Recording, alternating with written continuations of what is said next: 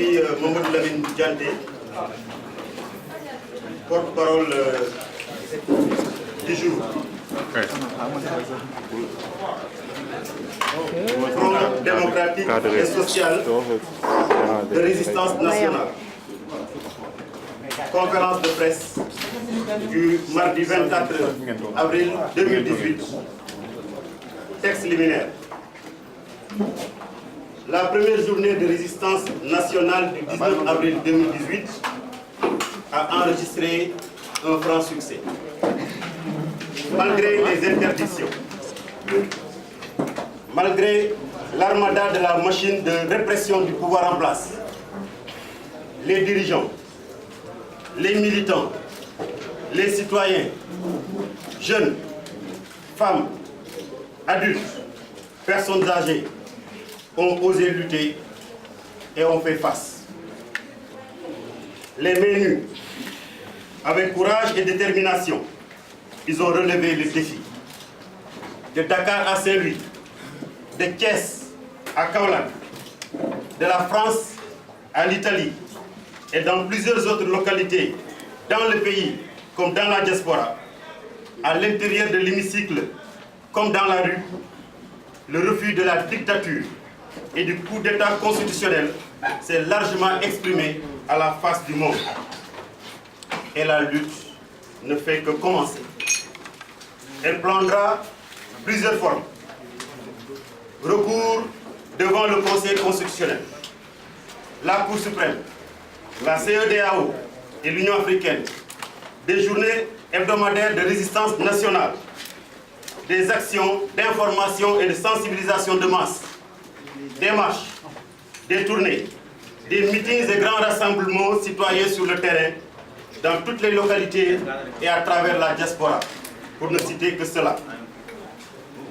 D'ores et déjà, nous le disons haut et fort aux membres du Conseil constitutionnel, individuellement comme collectivement, il n'est plus question que d'un côté, ils acceptent de se substituer aux législateurs, comme par exemple lors des législatives de juillet 2017 à la demande de Macky Sall, et que de l'autre côté, ils se déclarent systématiquement incompétents devant les saisines de l'opposition. Une Assemblée nationale qui viole son propre règlement intérieur pour imposer un vote sans débat. Une justice aux ordres pour écarter des adversaires politiques.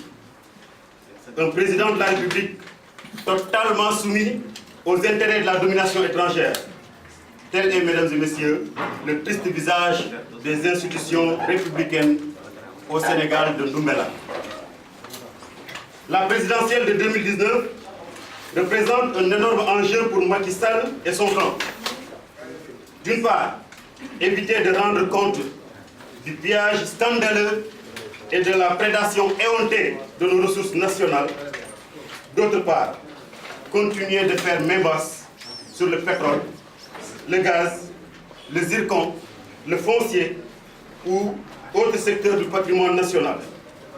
Voilà pourquoi Macky Sall et son clan s'agrippent au pouvoir par tous les moyens.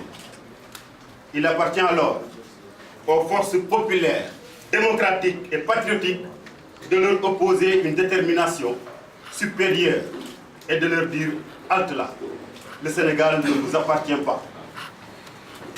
Sourd aux interpellations des guides religieux et acteurs de la société civile qui appellent à un dialogue sérieux et sincère, des travailleurs qui réclament leurs droits, des syndicats qui n'exigent que le respect strict d'accords déjà signés, des jeunes à la recherche d'emplois introuvables, des élèves qui ne veulent pas d'une année blanche, des étudiants qui réclament le paiement de leurs bourses, des paysans qui n'arrivent pas à vendre leur récolte, des enfants en insécurité dans leur propre quartier, des Sénégalais de la diaspora victimes d'agressions et de crimes racistes.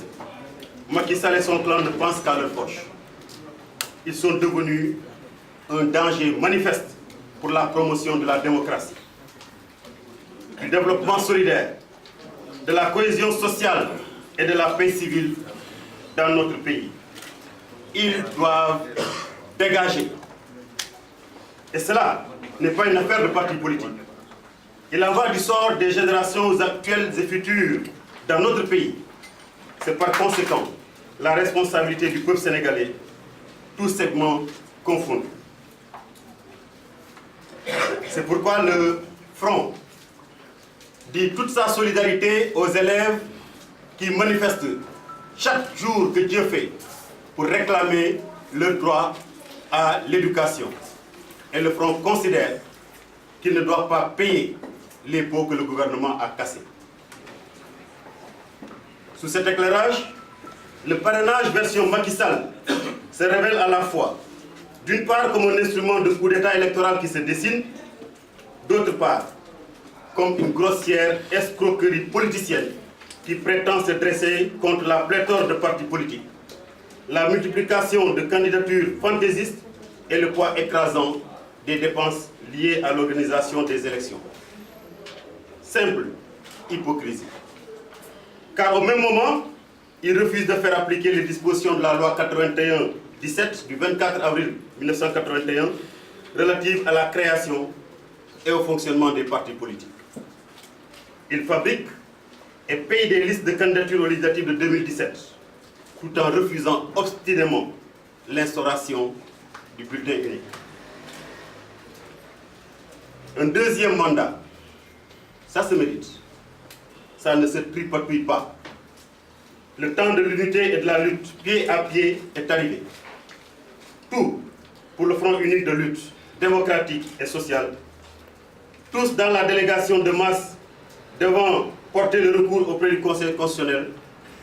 Tous au rassemblement citoyen pour la défense de l'école et le rassemblement du peuple pour dire non à l'année blanche. Tout pour la plateforme en 12 points du Front démocratique et social de résistance nationale pour des élections régulières et transparentes. Fait à Dakar le 24 avril 2018, la conférence des leaders.